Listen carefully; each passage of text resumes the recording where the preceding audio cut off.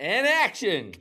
Welcome to Culturally Uncultured Sidebar Sports. That's what it's all about. It's about, what is it? Sports, culture, and nonsense? Yeah, sports, culture, and nonsense. Bit of sport, bit of culture, bit of nonsense. Bit of nonsense. Mate, I'm going to have to send this to you. Sorry, I've got this little hole where I've got my arms. You've got what? And this, all right, so my recording setup right now, we'll get this up for the rest of the people. But my cat is currently attacking me through this box, this little hole in this box. It's going mad. But yeah, all right. Welcome back, Culturally Uncultured. Well, I thought we'd kick things off paying our respects to the great man Sam Neill, who tragically passed away, 78 years old, I believe. Hope I got that right. 78 years old. This was one of the most heartbreaking losses. Honestly, this guy. Yeah, you found out when we were on the phone. I found out obviously more. I mean, you woke up. We found out here in Sydney. He was in Sydney. He was at the hospital, St Vincent's, which is just around the corner from where I live. And yeah, I mean, his family released a statement. We don't really know anything else at this stage. They obviously have respected for their privacy during a very difficult time, but. Yeah, they said unexpected and nothing to do with the cancer that he had said he had previously had, which was cancer-free. But yeah, just tragic. He was posting about a nomination here in Australia for a show he's working on. He's got another movie coming. He plays a magpie. Yeah, I mean, a huge part of our childhoods. Jurassic Park, probably one of the most formative movies for our generation. Watching those dinosaurs. So honestly, yeah, Jurassic Park. Obviously his role, as we were talking about, Hunt for the Wilder People, Peaky Blinders. Great film. Peaky Blinders. Had so many, Thomas Shelby. He was great. Mr. Shelby. Mr. Shelby. All-time accents. That is Northern Irish was so good in that. The Hunt for Red October. I love that. I love that film. Him and Sean. Was it him and Sean Connery? Yeah. Yeah. Oh. You probably haven't seen The Dish, have you? No. Nah, so it's an Aussie film, Aussie made, Aussie story. It's about a giant satellite dish that's here in Australia that NASA and stuff have to use overseas, and yeah, he's phenomenal in that. It's 7.2 on IMDb. I know it is on Rotten Tomatoes, but yeah, definitely a must-watch sort of Aussie film. But yeah, just sad. But his number one though, Dr. Alan Grant is. I mean, generally I think one of my all-time, childhood film characters, but it's got to be one of the all-time film characters, just of one of the all-time leading men performances for me. I don't think he won anything for it, did he? But I think what that character meant to people, and I think him in that role, I think I feel like there must be some research into this, but since that movie came out, and a number of people that went full-time, kind of explored and maybe had an uptake in being paleontologists off the back of that movie and wanting to get into dinosaurs. Friends. His influence. Yeah. It's that you can't underestimate the influence and his ability in that role and how good he is in that. I think it was, I saw a bit recently where they were talking about, apparently Harrison Ford was originally offered that role. But really? Apparently Harrison Ford turned it down with and said, "No, you've already got your Dr. Alan Grant." Apparently, said this guy Sam Neill is who you need to basically take. Apparently, I might need to double check. Yeah, it was originally offered to Harrison Ford. Yeah, he was crushed when Ford turned it down. I'm really not sure. I don't think that's really not the same movie, is it? It was also offered to Tim Robbins. Really? Yeah, and William Hurt, but they ultimately went to Sam Neill. Maybe a little bit too. I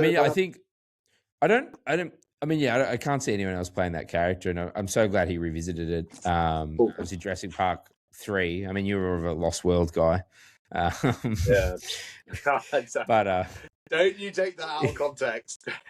We did our guilty pleasure draft, and Conor picked Lost World. You had to pick had to be kind of really weird alti movies or something different that you wouldn't think classically. But no, look, controversial movies. Yeah. Controversial. I don't know what the category is for Jurassic Park, but it's such a, I don't know, it's one of those movies that's just so big like I said I'm watching Friends because my mum had been down and she loves Friends, so we watching that, and like Ross constantly mentions it. Rachel has a go at him for like saying that it could happen, and Ross is like, it can't happen, but like it's just in so many things. I think it's influenced so many, just even outside of like just film. Like it's like everyone in the world knows what Jurassic Park. I don't know. It's just like there's those films that just touch so many people culturally, and they have such a important part in everyone's lives. But they're not your Academy Award winning film or whatever. But they're so much bigger than that.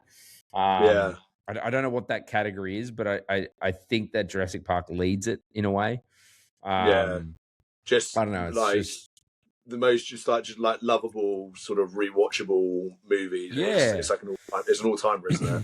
And a Kiwi that we claimed, and he owned a place in Sydney, and he said that many times. His heart was in Australia and New Zealand. I think Australians will remember him not remember him, but we have that dish, this Australian film that he was such a big part of, and New Zealand will have him for The 100 Wilder People, which was a great film, obviously around the world that people enjoyed, but much bigger than the dish. But he just seemed to be like, from what you see of people and like the interviews, one of the most likable people, and like had time for everyone sort of characters. Just a really annoyingly classic kind of Kiwi that was just like a genuinely nice person, and had the time of day for everyone. So super sad. Sam Neill. Well, I want to do Jurassic Park. I wonder how many times that's going to go up now in terms of the viewing rates. I would imagine already it's getting smashed. I wanted to play you something though, because we were just obviously talking about his most iconic role was Dr. Alan Grant in Jurassic Park, but he auditioned for another very iconic role, which he didn't get, but he also turned down because he goes, I didn't want it, but it exists. Now I don't know if you know this exists. I haven't told Conor what I'm about to play, but Sam Neill auditioned for James Bond. No. Yeah, and there's footage of it, which has now been released. Obviously, I'm going to play it for you now. We'll chuck it up on the socials, but have a listen. He even does the iconic line and everything. So you're Tatiana Romanova? My friends call me Tanya. My friends call me Bond. James Bond. Oh. Yeah. Oh. Isn't that wild? Yeah, and he turned it down. He was like, I don't think people like me. He turned it down. Yeah, he said, you don't really want to be the Bond that no one likes.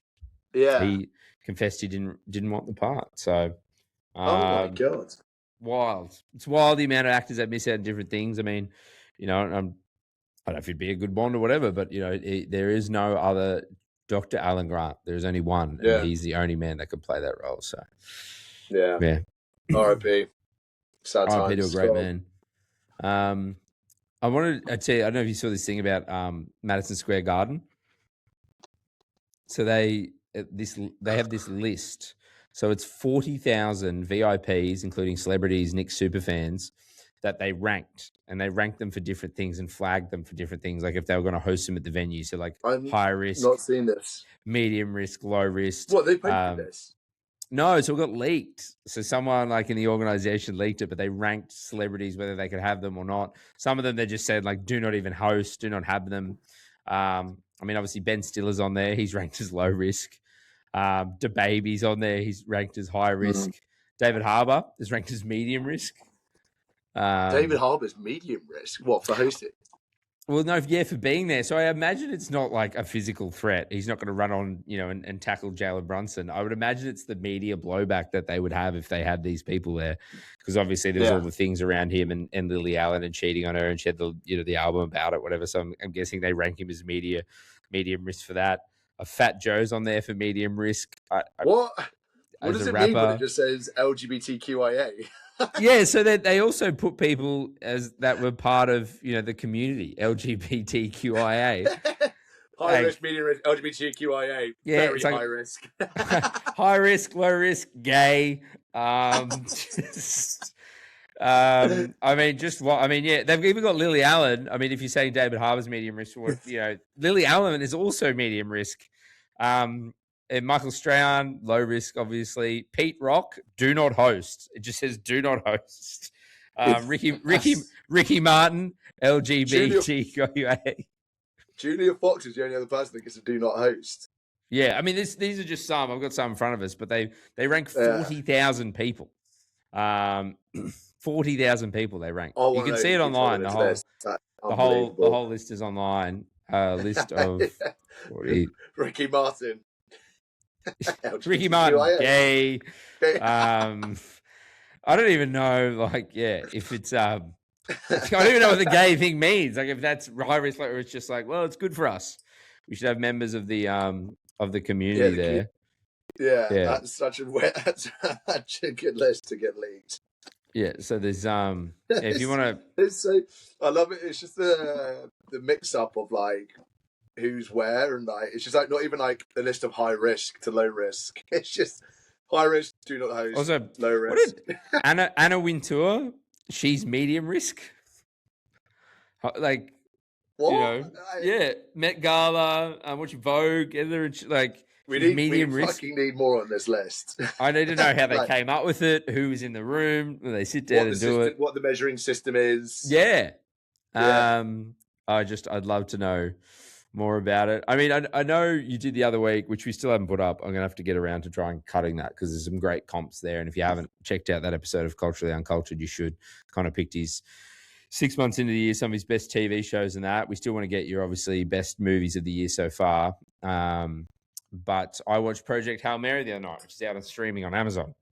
I can't believe you only just done this. I know. You know what? There's occasionally now movies I don't see. If I don't get them like straight away, like if I don't get them straight at the movies when everyone's seeing them, I'm more than happy to wait to streaming because every now and then I feel there was a long time where I was going to the movies for all the great films, and then anything at home was just the shit stuff. Like, you know what I mean? Like all the good stuff I'd see at a cinema, which is great. I still love going to cinema. It's a great experience. You know, Cheap Tuesdays, we've got a cinema around the corner from us, me and my partner go to. But we'd watch all the good stuff, and then you'd like the only thing you'd watch is some shitty Netflix movie because you'd seen all the good things. So now, every now and then, I'm like, all right, everyone's saying how great Project Hail Mary was. We were saying it, you and I, when you were here back in Australia at the podcast studio. Sam is studio usually we do the show from. He was saying it's great as well. But what a great flick and an original. Like it's a book as well. Everything's a fucking book at the moment. Yeah. But I just love watching a movie that it's not a remake or a rehash or a sequel or whatever. It's it can be based off a book. That's fine, but a new sort of thing. My comp, I mean, Conor's famous for them, but Project Hail Mary is Interstellar meets Dwayne Johnson. That's what you gone for. Do I just? What is it about the Dwayne Johnson thing? Go on. Well, because he's The Rock. No, It's your iPad fell. That's perfect comic timing.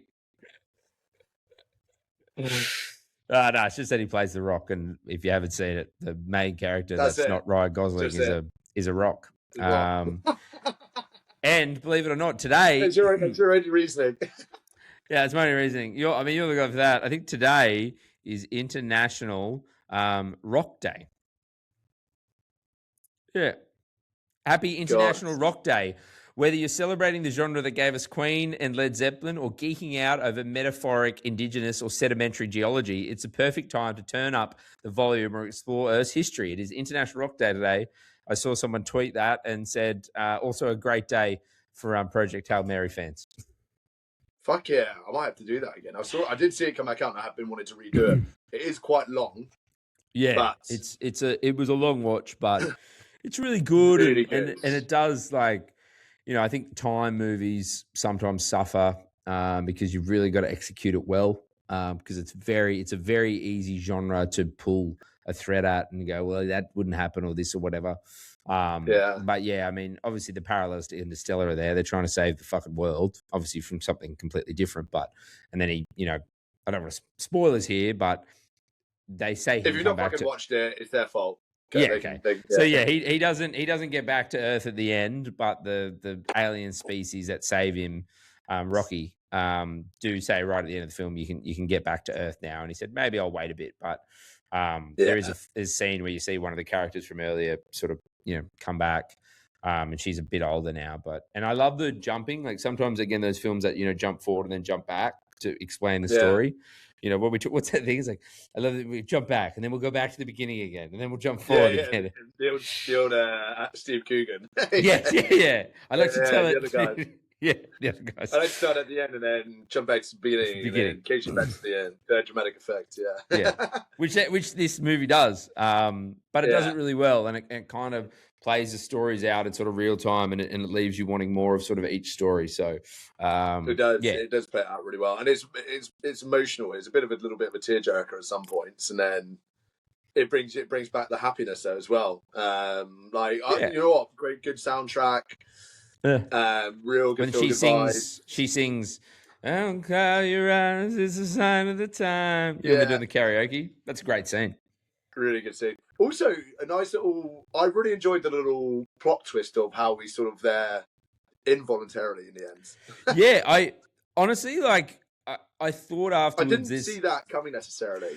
No, I thought this because he's a teacher that used to study science and whatever. But I there's too many movies where it turns out they're the hero or they become the hero, or you know what I mean? It's like they stood up when the world needed them, or their people, whatever it is, whatever the theme of the movie is, where it's like not a superstar, not a hero becomes hero.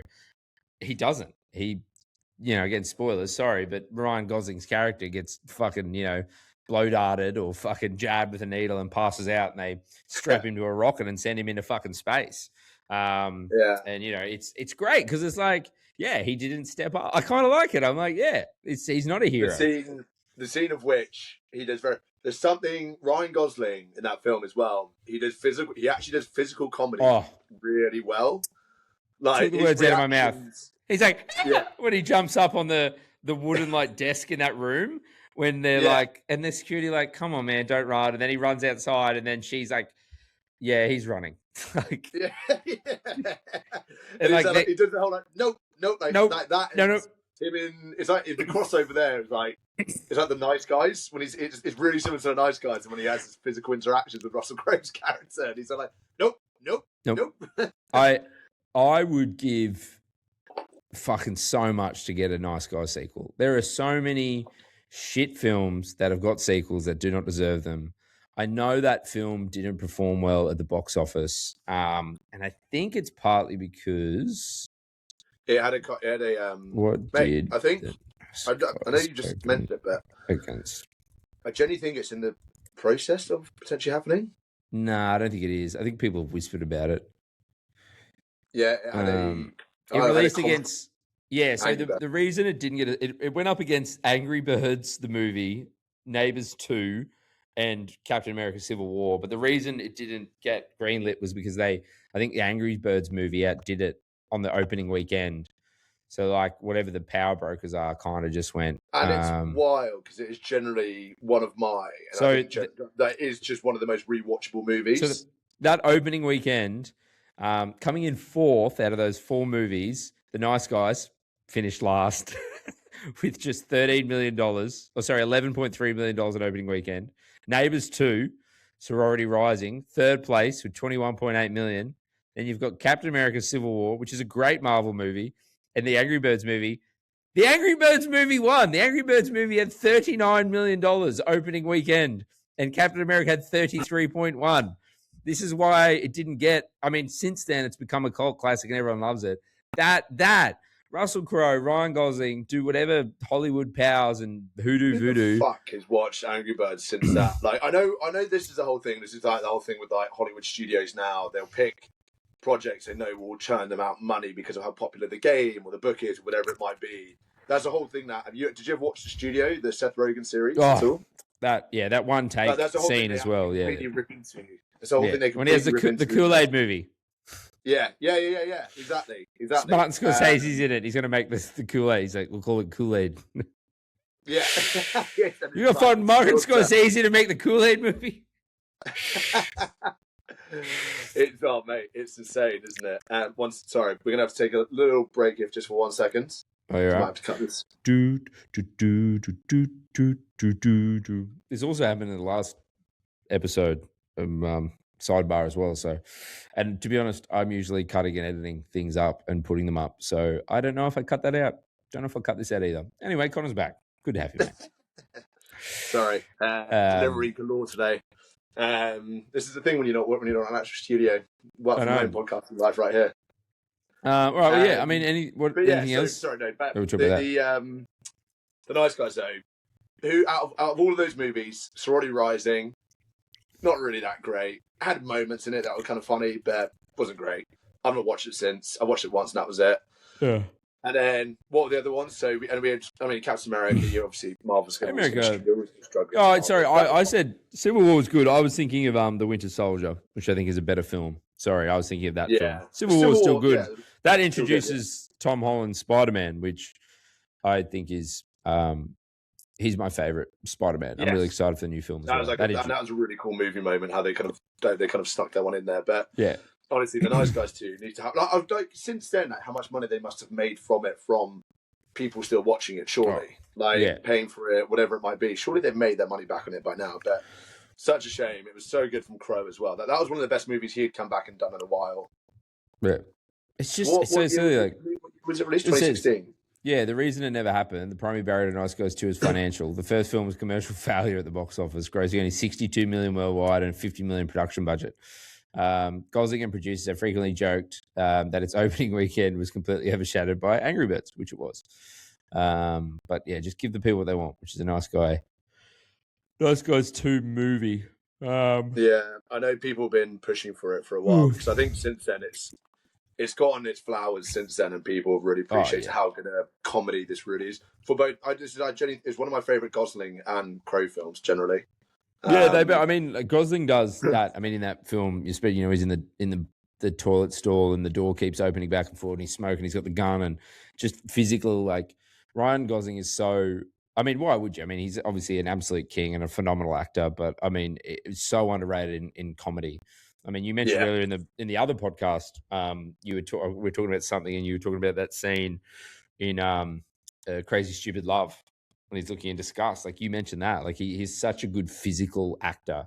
Really is, yeah. Yeah, I mean, we don't get enough of it, but I mean, he doesn't have to because he gets to do really cool movies as well. But I mean, I guess he still does it. He's generally like, if you look at his, like the game of like, if you take any actor's roster of films, their filmography from their whole career, you can only pick say you pick a selection or only one. Generally, he would be up there with a filmography that I would absolutely love to take. Because even in the smaller roles in his early days, you get Remember the Titans. You get you get such a good range of films that he's actually done. Like you get the rom-com vibe, you get something a little bit more serious, like A Place Beyond the Pines, and it's like he's got Drive. Such a good. I love range. Drive. La La Land, Barbie, The Notebook, like, The Fall Guy, Project Hail Mary. He generally rarely. He rarely misses, I'd say. Project Hail Mary was good. The Fall Guy was not great, but it was fine. Like, it had its comedy moments again. Blade Runner, the new Blade Runner, 2049. That was good. That was good, yeah. Barbie, he was really funny in it. He was good in Barbie. The Grey Man, not great, but if you want to know easy watching action, it was fine, whatever. First Man was quite intense. Like, it wasn't it was quite artsy, but it was still actually a good movie, I think, overall. It's quite like a heavy watch. Blade Runner, song. La La Land, brilliant film. Nice Guys. God, he had La La Land and The Nice Guys in the same year. That's him. What would you... The Big Short, he is unbelievable in. Yeah. Placement of 2012, Placement of the Ides of March, Crazy Stupid Love. He did Drive, Crazy Stupid Love, and Ides of March in 1 year. What an unbelievable year, 2011. That is a great year for him. They're three cracking movies. It is, yeah. He's got, you know what I mean? You know what I mean? Like, he's got a really good range of stuff that he's done that are all quite good. And now he's in the new Star Wars coming up as well. Oh. I saw someone today say that if I hope it works, and I actually have high hopes for that film, but they were like, someone was like, it was like a tweet, and it was like, mark my words, if this Ryan Gosling Star Wars film doesn't work, the Star Wars Disney overlords will remake A New Hope.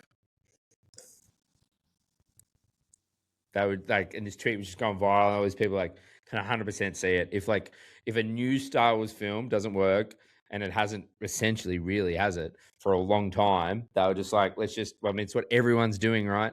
They're just remaking shit. They know that works. It's been a long time. Just remaking Europe, and then like people like quote tweeting. It's like it may not even be a movie. They could do like the Harry Potter thing, turn into a fucking TV series. Yeah. Recast go Luke and the beginning, which is kind of at the middle, but yeah, I know. Well, then we'll jump. We'll go start at the end. Periodically, we'll come back to tell us. He'd be so good at it, wouldn't he? Oh, yeah. Like he's kind of slowly becoming one of the guys, like my guys as well. But yeah. Should we? Is there anything else you want to do before we wrap? No. Well, you know what? That's a nice caveat, I guess, into my top 5 of the year so far for the movies of the year. I know you got last it. time. Yeah. Yeah. You know what? I might as well start with that. That was in my top 5 of the year. My comp was slightly different to yours. It's I've gone for Project Hail Mary. That was one of the first ones I saw in the cinema this year. But I went with for me, this is Arrival meets Guardians of the Galaxy. Ooh, yeah, it's far better comp than mine. Yeah. Although Arrival as well would literally just pop up in another one of mine later. But you know what? It's just like the fun upbeat vibe of Guardians of the Galaxy. But you could do Interstellar meets Guardians of the Galaxy. Yeah, maybe more Interstellar actually, you know. Teamwork. See? I brought the Interstellar and you brought something better than Dwayne Johnson. Yeah, you know what? I'll say I've got an Arrival comp for later actually. Okay. So Close Encounters. Yeah, you know what? We're making quick updates here. Yeah, we're going Interstellar meets Guardians of the Galaxy. You know what? I like that from you. Thank you. But it was more going for the tone of Arrival. But yeah, anyway. So that's what I've gone for. That's my top 5. I know we just done a whole load of it. But yeah, great movie, really enjoyable if you've not come and done it. Second one I've had is the drama. Have you done that yet? Drama? No, what's the drama again? Watch? No, what's the drama again? Zendaya. Oh, yeah, no, I haven't. I already know because my partner went and saw the movies with the girlfriends. She was planning a school shooting. That's the... Yes. Yeah. It's like I do know. Thing. But that's the whole point of the fucking movie, isn't it? Yeah, and it's all Sorry, about spoilers if I spoiled it. I got it spoiled. My partner comes home and goes, she's planning a high school shooting. I was like, what? Yeah, no, it's like it's basically about her like sort of checking past, and it starts quite funny, and you're like, oh, this is quite a fun like rom-com vibe, and then they basically go for these couples drinks, and it gets to this really intense conversation, and I won't ruin it entirely for people, but they basically talk about the worst things they've ever done, or thought about doing, and yeah, that basically like, and it just spirals from there, and it's kind of this whole look, and it's sort of about this hypocrisy of society, and it's how Robert Pattinson's character that is in this really like kind of conflicted position essentially. But anyway, yeah, I've gone for that. Was really good, really honestly, really funny. Very awkward comedy, but quite intense as well. So my comp for that is not just because Zendaya was in it, but Challengers meets Gone Girl. Yeah. But it's also I saw someone say this as well. This is I saw a comp of someone saying it's basically like Tim Robinson trying to make a romantic comedy. It's awkward, it's unpredictable, and it's sometimes really hard to process.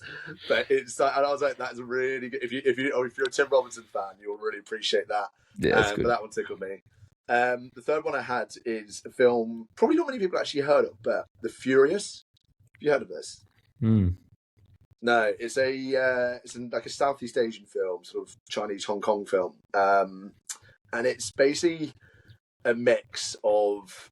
Did you ever watch the film The Raid back in the day? Amazing like martial arts movie of a guy that just goes and clears through this house. Yeah, like I think it killed. Yeah, it goes to John Wick sort of vibe. Yeah, I think But the action sequences are unbelievable. Basically, it's a combination of The Raid and Taken, The Furious. The basis guy who's trying to get his daughter back. And he just absolutely clears through people. It's such a good action film. 100% go recommend. I'd bet generally that the Rotten Tomatoes on it is 98%. Not many people have heard of it, but give it a watch. Okay. If you're a big action person, give it a watch. Number four on my top 5 of the list on my number 4, my favorite movies of the year so far. You'll be happy to know about this. I've done it. I've watched it. Sheep Detectives. Yeah. Yeah. Great film, isn't it? Great Wolverine. WOOL. Wolverine. Mate, it's so good. Like, Isn't it? It's fucking it's such a good film. It's such a nice feel good movie. Like, I nearly cried at the end. It's so emotional. Yeah. The performances are great. The story's great. You're really buying. You care about these sheep and the ram. Like, it's just good little funny, like good little like jokes, like just good little like farm jokes, animal jokes. And you know what? It's cast, like an amazing cast. Yeah, we said that the other week. Phenomenal cast. I will say that I haven't rewatched it yet, but it's going to be a great rewatchable because one of the things I always judge those rewatchable films on is like you can turn it on at any point, right? It can come on. That doesn't tend to happen these days as much with the way streaming is, but it will be that. There are so many points of that film you just sit down and just consume that moment or that thing, and in the bigger sort of scheme of things, it's such a great flick.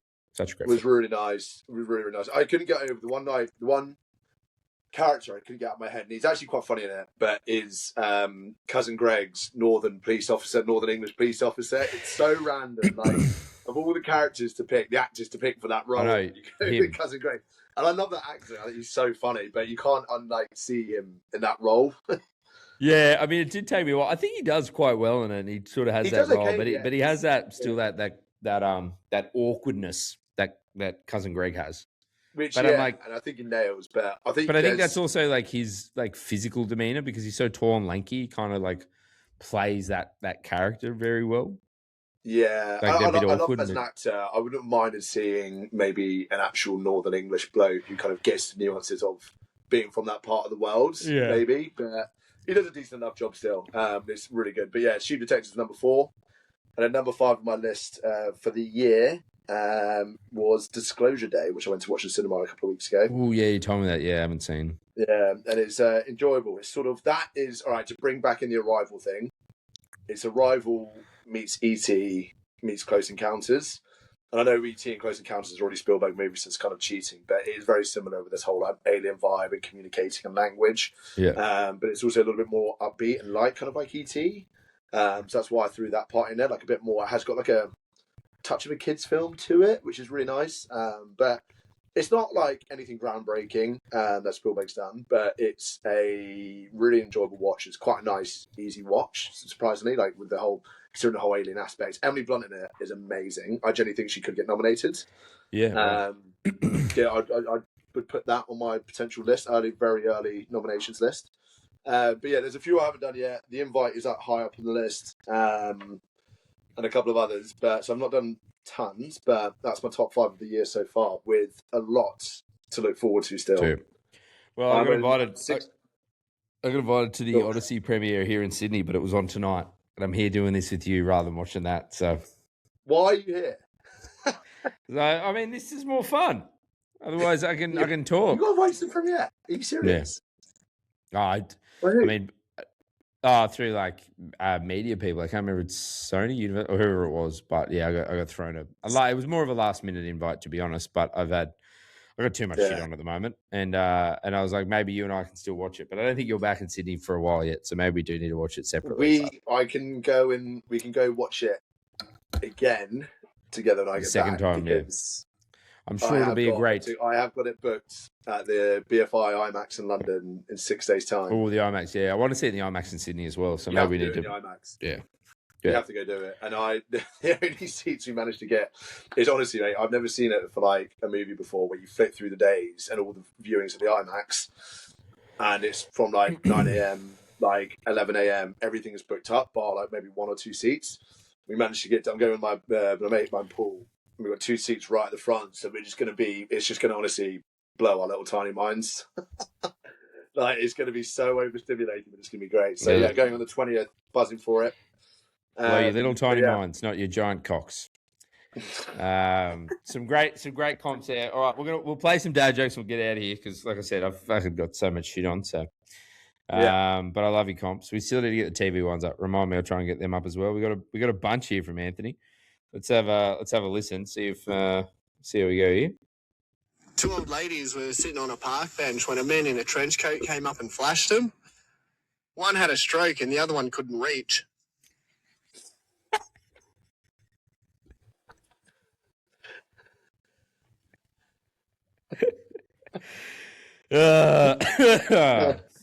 Oh, good gear. I saw a man with no limbs today. The police report said he was unarmed.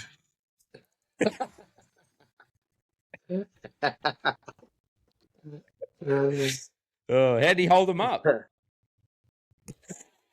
He's got the gun in his mouth. Right, another one. Everyone's career part there, buddy. Oh, wait. Here we go. I hate when my wife gets angry at me for being lazy. It's not like I did anything. That is good. That's a literal dad joke. All right, or a husband joke. Yeah. There's finally going to be another Matrix movie made where an older Neo takes the blue pill. It's going to be called Matrix Resurrection. All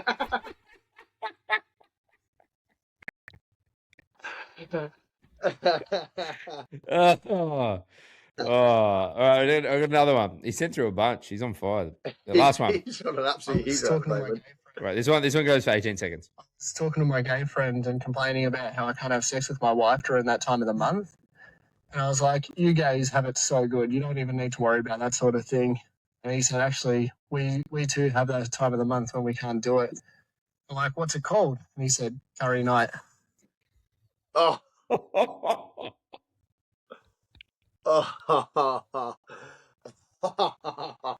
have to put Anthony on that that list. The LGBT. High risk. Yeah, high risk. High risk that's LGBTQIA now, apparently. Yeah. Oh, shout out to Anthony, good man.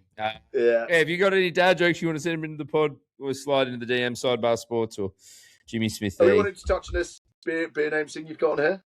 Oh, we can do it another time. I was going to talk about it. Maybe it's a good time we could just mention to do it next time. But I've been doing some stuff with Tui's and I'm doing some stuff with Han, and they wanted to come up with a social video about the things that you can call beers, the names for them. So I thought maybe a nice one for Culture Uncultured as well with the famous names. Yeah. I see. So I mean, we can. I mean, I got some that I started. I thought we could put them on Instagram as well, and we could just keep building it. You know, people can send them in. Yeah, I kind of came up with a few, not actually necessarily just to do with film here, but okay. Well, I'll mention down here. I'll mention the ones that are down. So, what? Go on, crank through them. I'll crank through them. So I've got the Denzel Frothingtons, the David Hasselfroths. This is that was my favourite. I think that one, the David Hasselfroths. That was good. Shout out to my favourite actor, rest in peace, but the Philip Seymour Hoffmans. Also, again, we're talking about Ryan Gosling earlier. Range, Philip Seymour Hoffman, incredible range. Such you like one of the best, probably one of the best ever, maybe. Yeah. I mean, along came Polly. That fucking basketball scene always gets me. All-time comedy scene. Rain! You got the touch. You got the touch of the Philip Seymour about you in that as well. I mean, I'm going to toot my own horn. I'm doing a little short film, and I did have my glasses and hat off, so I don't know if it was a compliment. And they're like, "Oh yeah, he's got a touch of the Philip Seymour Hoffmans." You know, those guys that aren't good looking but are quite talented. I was like, fuck, I didn't say anything because I'm like, these are people who've been to like NIDA and stuff, and I was like, that's a fucking drive-by. But anyway, he wasn't wrong. Good. Yeah, fucking ugly fucker, but yeah, quite. Yeah. I got the Reese Witherschooners off a schooner. Really good. Get on the Oprah Tinfreys. Nice. The tinnies. Dustin Frothmans. The Maggie Beers. The Maggie Beers. That's just a classic one. Yeah. The last two are I do enjoy. The Osama Ladens and the Harry Brudinis. I've definitely drunk with a few people who have a few. They are Harry Brudinis. Have a few beers and absolutely fucking disappear. So God, the Osama Ladens. That's going to be an explosive night, isn't it? Yeah, you're a pretty big one there. You know, it finishes with a bang. Yeah. Or two. I know I've got a friend that calls that he would like send it. It's like, all right, do you want me to grab some? I think he sent it to his flatmate, and he'd be like, "Do you want me to get some Osamas?" And he was like, "What do you mean?" It's like bin liners. That's good as well. And I was there like, wow. I was like, who's jumping to that? But yeah, that one got me. I just as a quick bit of inspo before this. I put 3 down myself. Yep. Okay. William Shakespeare's. Yeah. Good. Yeah. Talking real proper. A few William Shakespeare's. Yeah, Shakespeare's. And then similar to your Tinnies one, but I had a sort of mini driver. I had Tinny driver. Good. Yeah. Don't be a tinny driver. If you're having a few tins, maybe maybe walk. And then one of a bit of football inspo with the World Cup at the moment, but a Wayne Scooney. Oh, wait, yeah, Wayne Scooney's good. Yeah. And then I don't know if you say this as like a phrase. It's like a little bit of like a slang, a Cockney slang, modern day Cockney. But if you say you're going for a tailor, do you know what that means? No. So tailor in the UK, it's not necessarily to do with this, but like tailor's going for a swift one. Okay. So should we go for a tailor? Yeah. Yeah. This means going for a swift one over here. Yeah. Don't know if you like that one, but yeah. So if I message you, but like, should we go for like a quick tailor? And then it's like, just a swift beer. Yeah. Well, to continue that, we're tailor made. Made for just a few quick ones. And golf. We've connected the dots here. Tailor made. Han, Tui's, whoever wants to be in there, just come get involved. We're here all day. Get involved. We'll keep again. We'll put this up as a clip as well. If you got names for beers or drinking, drop them in the comments. We'd love to hear them. We'll keep building the list. Yeah. Let's keep them going. With the best one. The best one, we'll Jimmy and I will give you a case of beers.